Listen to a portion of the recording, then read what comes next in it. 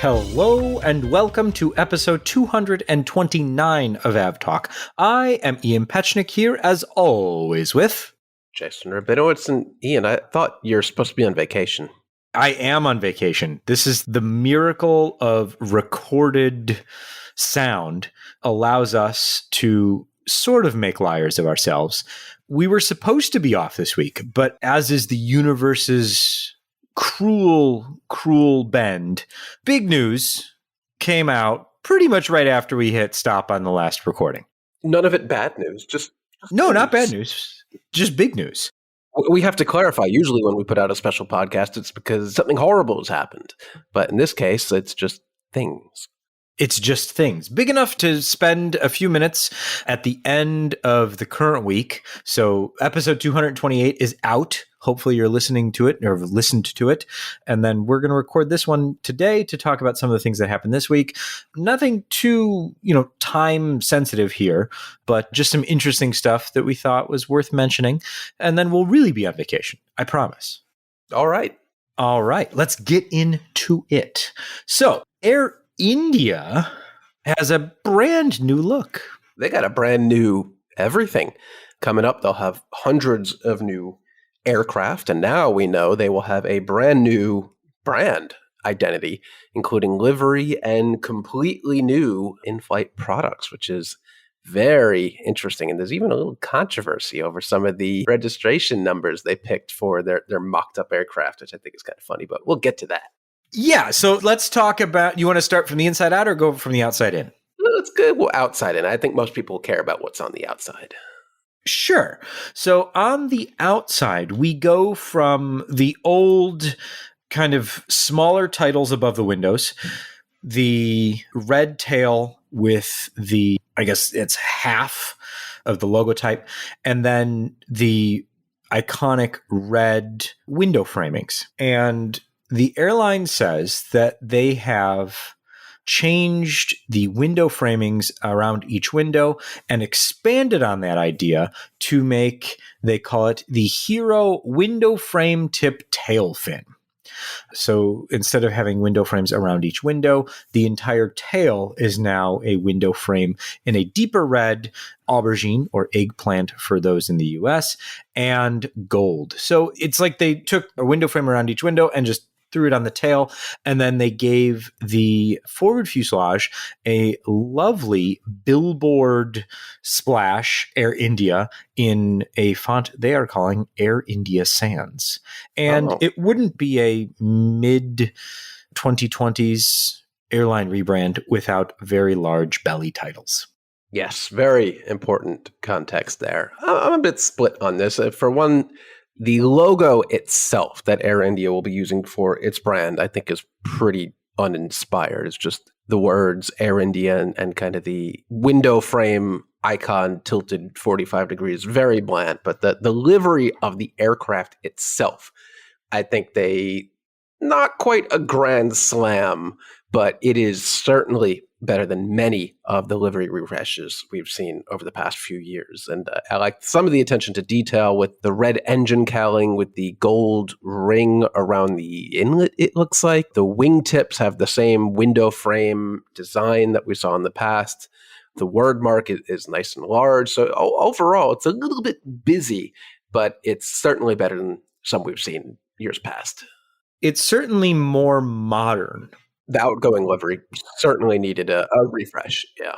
And I think that the older livery, especially on the newer aircraft, just doesn't work. But I want to give you what Campbell Wilson, who's CEO and managing director of Air India, said about the new livery. And I want to see if you think that the new livery hits that mark. He says, quote, "Our transformative new brand reflects an ambition to make Air India a world-class airline serving guests from around the globe. And that represents a new India proudly on the global stage." So the new livery, to me, I think reflects a much more international focus. And I mean, with so many new wide-body aircraft coming into the fleet, I mean, they've got 40 A350s on order and 20 787s and 10 777Xs. That's a lot of wide bodies. It's a lot of airplanes. that are going to be flying far from India.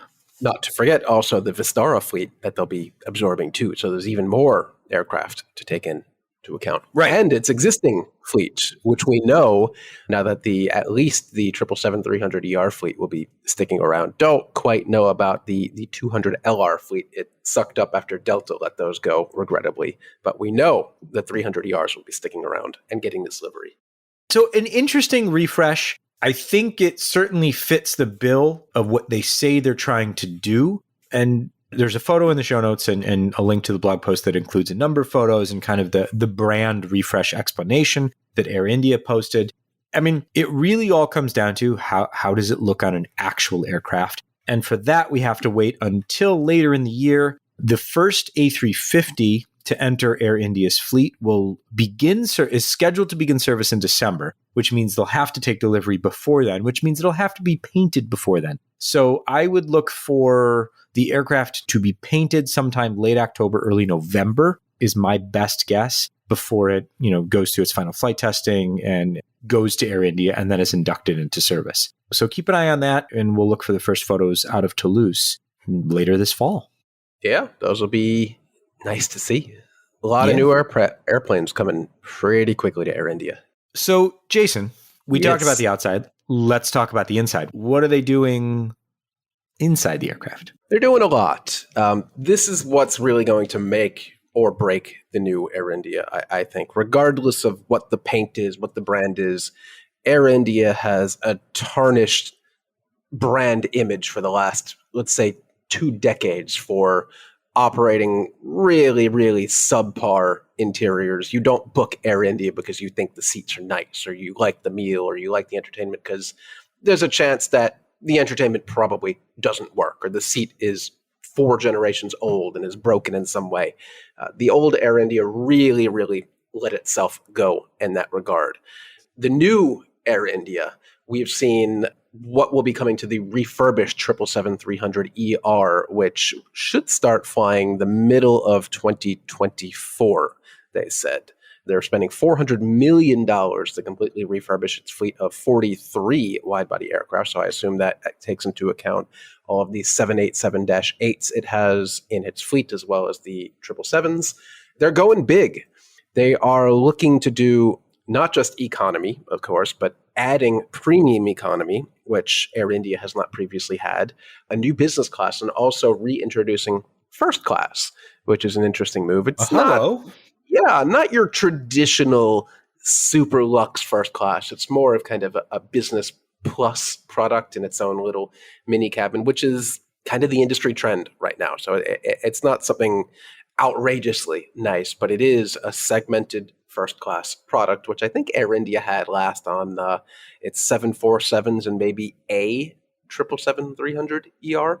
Not quite sure about that, but it wasn't a popular product. But the trick is for Air India, it has to roll these products out on time and actually keep them maintained, which for a lot of airlines is the tricky part. You can't just install the product, set it, forget it, and let it go. You actually have to keep these very complicated, complex products in a functional state. Otherwise, the first time someone flies the new Air India and they get a broken entertainment screen or a broken seat, they're probably not going to come back if they can avoid it. So it'll be very interesting to watch Air India go from, honestly, in my opinion, one of the worst airlines product-wise to what looks like could be one of the nicest out there. Yeah, I mean, and like you said, it's all in the execution. If they install these things and then the service doesn't match, or the maintenance doesn't match, or the anything in the soft product doesn't match, the catering, the entertainment options on board. I mean, attracting a premium crowd, which really seems what they're trying to do here. It's a premium heavy aircraft. Yeah, it's very different from the current fleet of high density economy, also featuring some business class. This is a interesting move with a lot of premium seats on board this aircraft, at least for the 777. Right. And I don't think we know the breakdown for the incoming new aircraft, the A350 900s or 1000s. But with any rebrand, the execution is going to be the real kicker. And it sounds like they're, really committed to this. They're giving it a go. And you know what? If Air India and India as a nation wants to compete with Dubai and Abu Dhabi and Doha, this is how they're going to have to do it. They're going to have to roll out these Lux products and actually maintain them, because that's really what they're going after here. That they want to capture back the traffic they've lost to the Middle Eastern airlines, because Air India proved itself not to be a worthy competitor. They want to compete again. And I say go for it. Who wouldn't want more competition on the medium to high end? People don't fly Air India because it's a nice airline, but maybe that changes. Maybe that changes. We shall see. And also Vistara is there. I don't know. Yeah. I'm looking forward to seeing it. I don't know the next time I'll be able to fly Air India, but it would be fun to have that option, especially on such a nice aircraft. If you happen to see the renderings of the aircraft that Air India put out, take a close look at the registration of that aircraft for a little indication at what they might be going after, because it's not subtle, I don't think. I mean, what it made me question is whether or not this was real rendering, because that's the first thing I saw. And then I was like, wait, did they really? So that particular piece of artwork is in the blog post linked in the show notes, also on the Flight Radar 24 blog. So you can just check out our Air India post to see exactly what we're talking about. We'll leave it there just to leave some mystery. And then we'll move on to a mystery solved, sort of. The NTSB released its final report on United Flight 1722, which is the United 777 that departed Hawaii last December and made a very steep dive towards the ocean before recovering and continuing on its flight. The incident was first reported by John Ostrower's Air Current in February of 2023. And after the Air Current made their report, the NTSB began its investigation. The NTSB had not been notified by the airline because it did not meet certain criteria for airlines reporting an incident to the NTSB, but the NTSB has discretion when to begin an investigation, and in this case chose to do so. By then, the cockpit voice recorder and the flight data recorder were long gone. They would have been gone before the flight even arrived anyway. Yeah. They used radar data and other data as well as interviews with the flight crew to better understand what happened.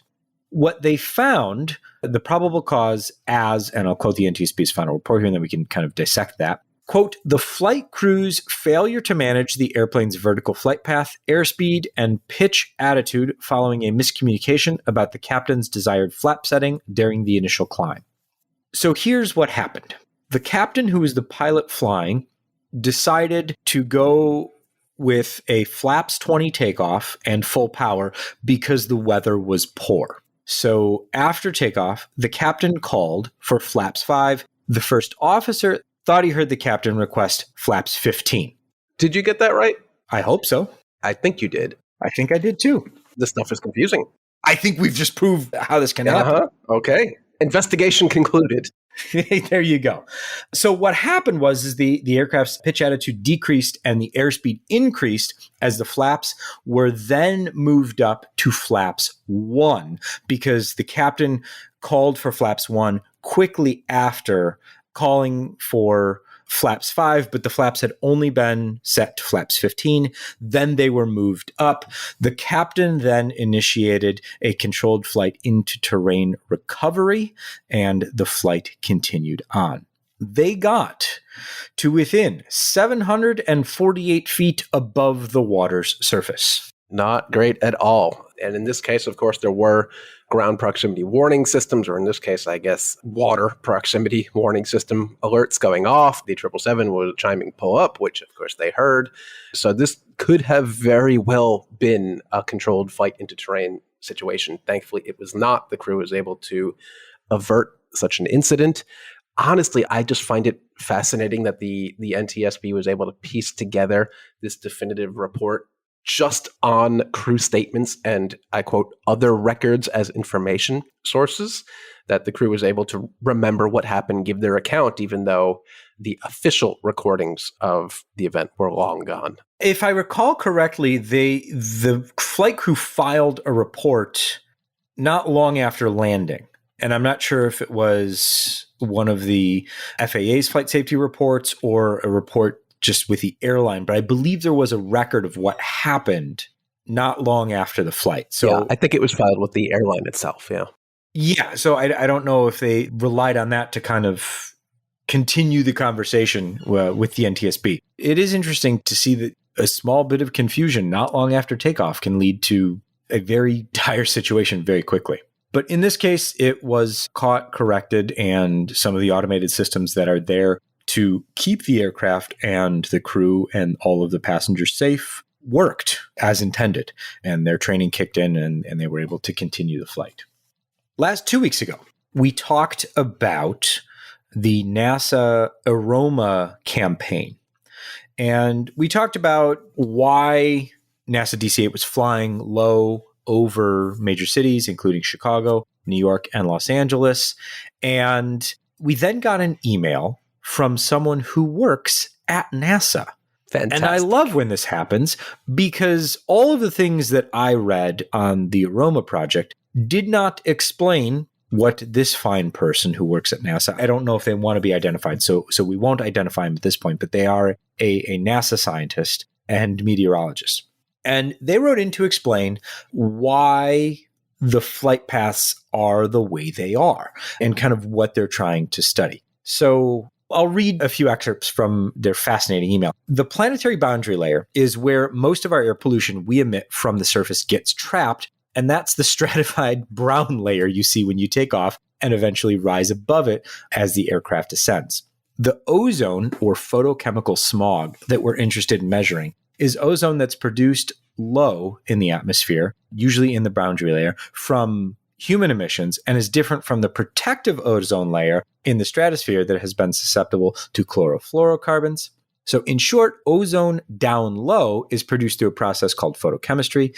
Nitrogen oxides emitted from the combustion processes and volatile organic compounds, such as formaldehyde, are basically cooked by UV energy from the sun, and ozone is produced. So different ozone than the ozone high up in the stratosphere. So I feel like that's really important to know. Yes, the DC-8 will not be investigating the stratosphere. No, they have different planes for that. So they continue on that the objectives for the AEROMMA campaign are very long, a few really important ones. Better quantify the spatial, temporal, and vertical distribution of emission sources in large coastal urban areas to better understand the impacts on climate and air quality. That one makes perfect sense. The overwater component's important here because a lot of the emissions from coastal cities get transported over water, where different types of chemistry happen. Science is so cool. So they have to study what happens over the cities, but also over the water, because what happens to the pollution over the water is different than what happens to the pollution over the land. Which would explain why they're over the lake outside of Chicago and why they're over Long Island Sound outside of New York. There's purpose to what they're doing. Imagine that. There's so many purposes. And the other one I thought was really cool is that they're taking all these measurements with the aircraft to help validate NASA's first geostationary air quality satellite called TEMPO, which was launched in April. So they're taking these measurements from the satellite, then they're taking the measurements from the aircraft, and they're making sure that they match up. And then here's the cool information about the DC-8 flight plan. So the top level goals are all of those understandings about the ozone and how chemistry interacts and things like that. So to meet those goals, they have to fly within the planetary boundary layer, which is why they were flying so low. But then those spirals are important because they provide the full profile of the air pollution from just above the surface within the boundary layer all the way above it. So that is the part that really helps validate how the satellite observes the emissions and how it changes in different levels. And then the two other aircraft, the G3 and the G5 Gulfstreams, have remote sensing equipment on board that can map all of those emissions with spectrometers and LiDARs. So you get this entire vertical profile of all of this air pollution. So the missions, I mean, from an aviation geek perspective, were awesome because there was a DC-8 flying low above the city, and that's really cool. From an airborne science perspective, it just gets so much cooler the more you learn about what they're doing and how they're doing it. So thank you, NASA meteorologist, who shall remain unnamed at the moment, for writing in with all of this great information. Yeah, very, very good stuff. And now we have reason to know why the aircraft was making those spirals. It wasn't just for fun. There was We knew actual it wasn't reason. for fun, but now we know exactly why. Yeah. And now we know it wasn't just because they wanted to spend a lot of time on the AEROMMA mission over AEROMMA Park. Well, maybe they wanted to do that too, but they spent a lot of time over AEROMMA Park for science, which is an even better reason. It's all for science. They knocked out both causes, for science and for fun, in one shot. What could be better? I can't think of anything. I cannot think of anything better. Certainly not this next story, because this is still just bizarre to me. Mexico's government has been trying to bring back the Mexicana brand for a while now, for at least a couple years. And the big sticking point had been agreements with the former Mexicana unions, because they had basically all been fired and were still after their compensation that they felt that they were owed. So there had been a lot of ongoing discussions, shall we say, and they finally reached an agreement. And so the government of Mexico yesterday, in presence of I don't even know what to call this model of a Mexicana aircraft. An attempt was made.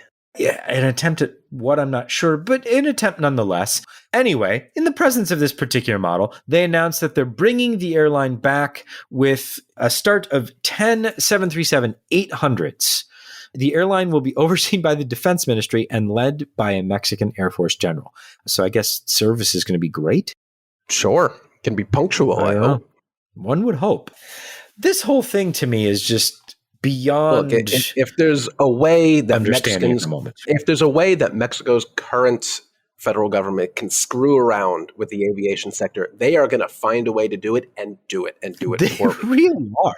Because every decision they've made, from ceasing construction on the new Mexico City airport to restarting Mexicana to just everything they've done. Moving all of the cargo traffic to the secondary airport forcefully. Still not resuming their increased FAA safety rating. So that's an issue. And then there's this whole thing with Viva Aerobus. And I think, what was it? Allegiant, was it? Trying to fly to Mexico? That's still not happening. There's just, whatever they do, it just seems like it's a bad call. And this, I don't know. I'm reading an article from the AP about this that seems to imply that the new Mexicana, or Mexico's federal government, will take not only the 737-800s from Boeing, but also pilots and cabin crew, which I didn't even know was a thing you could do. Maybe the wording here is poor. Maybe that's not what's happening. Maybe the military is providing pilots and cabin crew, but the way it's worded really makes it seem like they're taking almost kind of like a wet lease entirely from Boeing, which is one way to do it. Yeah, I don't understand that. If that's written correctly, if that particular bit of information is just not poorly worded or poorly edited, then I don't understand. If what they are saying is that they're going to have military pilots and military cabin crew, that I don't understand really either. And then we've got the defense secretary promising that tickets would be 18 to 20% below private competitors, and I quote the AP article, but was unsure if the airline would profitable. So it's missing a word there. I'm guessing they're not sure the airline would be profitable because they're going to artificially decrease the cost of tickets regardless of profitability by injecting the airline with government subsidies. This seems like a terrible idea. Every step of this is a bad idea. On one hand, you have Aeromexico, freshly out of bankruptcy, trying to get its act together, and it's doing quite well. It's not going to take kindly to a new domestic government-funded, subsidized, wholly unprofitable competitor that it can't compete with. I don't know why they're doing this, what they think they're going to get out of it, but it seems like everybody is going to lose, except for, I guess, domestic Mexican air passengers who might be able to snag an air ticket for 20% below what it should cost, until suddenly the money runs out in a new administration. The new Mexicana can't operate at its substantial losses. And also AeroMexico's not a thing anymore because they've been run out of business by a federally supported monster.